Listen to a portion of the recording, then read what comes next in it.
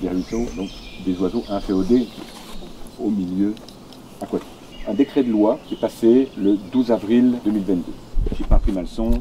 Zone de protection forte. Protection forte. En libre forêt s'inscrit parfaitement dans ce cadre-là. On a été précurseur parce que l'association a été créée l'année dernière. Le problème, c'est que la définition forte, protection forte, elle n'est pas forte. Elle est reconnue comme zone de protection, une zone géographique dans laquelle les pressions engendrées par les activités humaines, susceptibles de compromettre la conservation des enjeux écologiques, sont absentes. On peut interpréter les textes comme on veut, quoi, là. Ouais, on n'est pas du tout dans ce truc-là.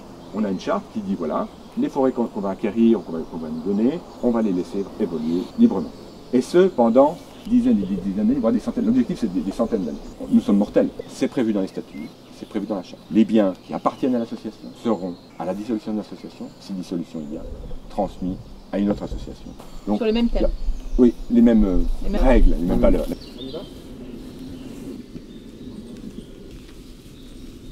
C'est l'eau dormante. C'est l'eau dormante, c'est le mar. D'accord. Ah oui. Voilà. Faut pas oublier ça.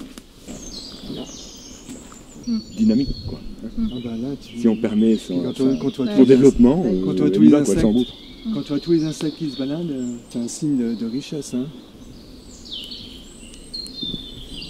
Et sinon, tu as des têtards par ici. Oh la vache, je sais pas ce que c'est les petits machins là. Ouais, c'est des boîtes. Des quoi? Je prends des plantes microcosmos, hein. Oh, mais il y a aussi un plan à travers les branches, là, de la lumière. C'est quoi tu dis, le petit machin là? Ça doit être un scarabée, hein. S'il pue la vase, il rencontre un scarabée ou pas? Attention les fesses. Parce que là, juste un petit coup de... Et ça part. Ils veulent. J'espère qu'elle est étanche. Hein. Ah, c'est pas profond. Ouais, c'est pas profond.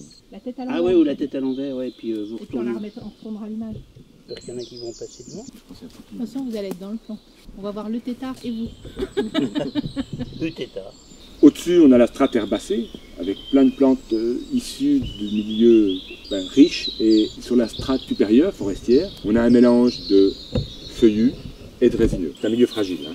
On essaye de rester léger. Donc ici, il y a encore la marque de l'homme, finalement. Mais au bout de 400-500 ans, ça aura disparu. Merci beaucoup. C'est rigolo, en gros plan, elle trimballe de tout. Hein. Derrière, c'est facile, elle se détachait sur vous.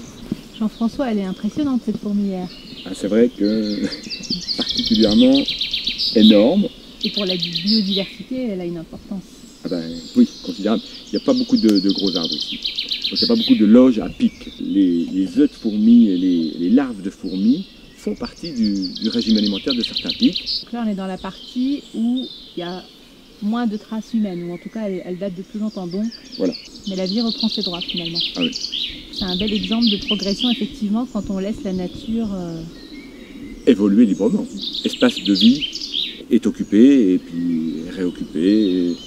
Et les prédateurs prédatent les prédatés et puis la chaîne alimentaire se constitue comme ça. C'est beau, on l'a vu tout à l'heure, hein, une couleuvre qui était prête à manger une grenouille, on imagine, puisqu'elles étaient proches l'une de l'autre. Et là, en l'occurrence, c'est carrément la vie, parce que c'est une planète entière. Oui. Jean-François, vous pouvez nous présenter Libre Forêt?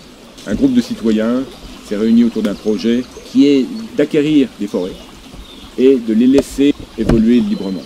Sans l'intervention du garde forestier, du bûcheron, du chasseur, du cueilleur. Le promeneur peut promener dans la forêt à condition qu'il respecte les sentiers. Je ne suis pas un expert, je ne suis pas un militant, mais je pense que notre initiative est légitime face aux menaces qui pèsent sur nos épaules. Et préserver des espaces naturels, ça me semble vraiment indispensable, vraiment un enjeu de survie de l'humanité. Merci beaucoup. Merci à tous les deux. Bon, il y avait beaucoup d'avions quand même. Hein, Ça va ? Non, mais je pense qu'avec ce qu'on a vu au tout début, là où vous nous avez emmenés, on part d'un endroit où il y a encore la trace de l'homme, puis on arrive à un endroit où elle a disparu. Entre-temps, on sera passé par la fourmilière. Oui. Là, il faut faire peut-être quelques plans généraux. Un peu de... Le sous-bois, là, c'est vraiment... c'est très beau, là, le sous-bois. Bon, les cerveaux, il ne nous a pas suivis. Hein. C'est bon? Il manque plus que des castors. Hein. Oui, oui. Ah oui, les castors. Je peux t'en amener Quelqu'un m'a posé la question.